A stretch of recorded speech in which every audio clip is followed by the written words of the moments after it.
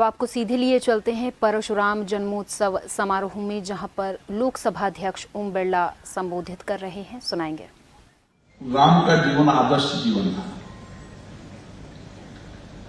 और भगवान राम के जीवन से हमें एक दिशा मिलती है। हमारे जीवन को आदर्श जीवन जीते हुए समाज के दलित, शोषित, वंचित व्यक्तियों के जीवन में परिवर्तन करते हुए किस तरीके से भगवान राम ने 14 वर्ष के अंदर राक्षस वृत्ति का विनाश किया।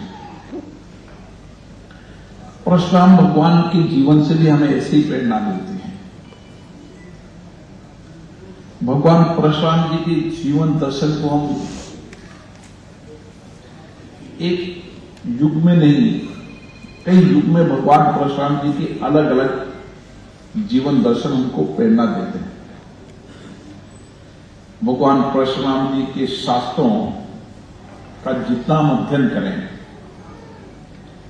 जितने उनके बताए गए मार्गों पर चलने का प्रयास करें, उतने ही हम जीवन के अंदर हमेशा के लिए हमारा जीवन दर्शन इस तरीके का बनेगा कि समाज जीवन के अंदर हम दयालु भी हों, सहिष्णुता भी हो, संवेदना भी हो और ज्ञान की प्राप्ति भी हो। और ज्ञान जीवन में ऐसा है जो जीवन भर जो अधूरा समझता है वो हमेशा ज्ञान प्राप्त करता है, और जो अपने आप को बहुत ज्ञानी मान लेता है वो विराम कर जाता है। लेकिन ज्ञान निरंतर प्रक्रिया है, जहां से जब जैसा मिल जाए अपने जीवन में समझते दर्शन। और भगवान परशुराम जी ने शस्त्रों का भी कहा। उन्होंने कहा कि जब जब भी मनुष्य प्रवृत्ति के अंदर भी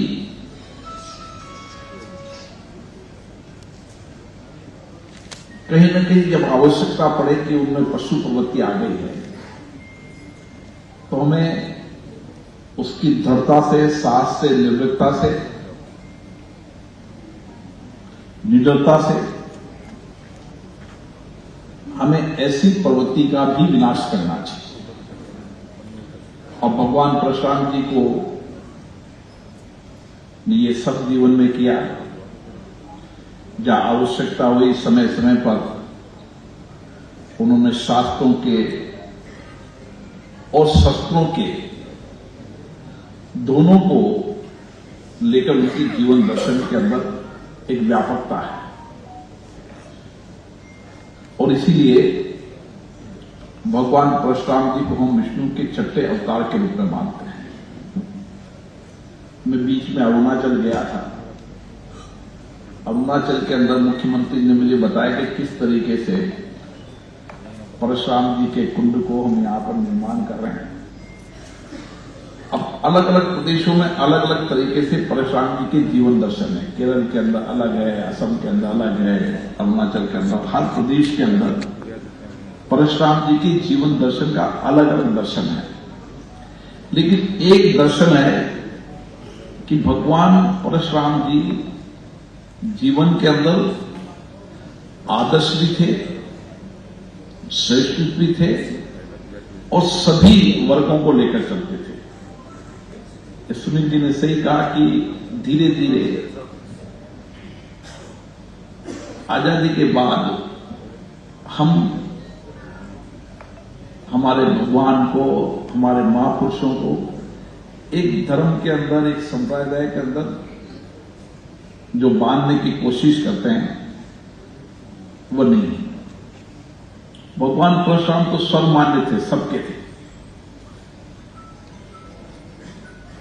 और उन्होंने सर्वमान्य विश्व का कल्याण किया, सबका कल्याण किया, सबकी जीवन दर्शन। जितना जीवन दर्शन हम पढ़ते हैं, तो मैं क्या अच्छे अच्छे विद्वान भी परशुराम जी के जीवन दर्शन के बारे में नहीं पढ़ता, लेकिन मैं इतना कह सकता हूं कि हमें परशुराम जयंती पर हमारी कोशिश होना चाहिए कि नई पीढ़ी को आने वाली पीढ़ी को हम इस संस्कार और संस्कृति के लिए तैयार करें। हमारी विरासत बहुत बड़ी है, हमारी संस्कृति बहुत बड़ी है, हमारे संस्कार बहुत बड़े हैं।